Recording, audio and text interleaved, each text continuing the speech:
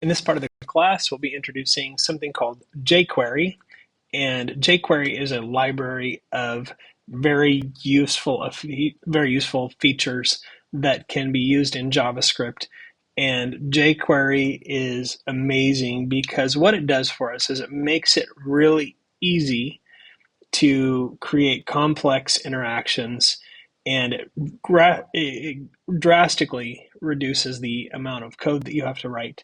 And it also handles inconsistencies between most modern browsers. So you just don't have to worry so much about what kind of browser your users are using to view your page or interact with your page.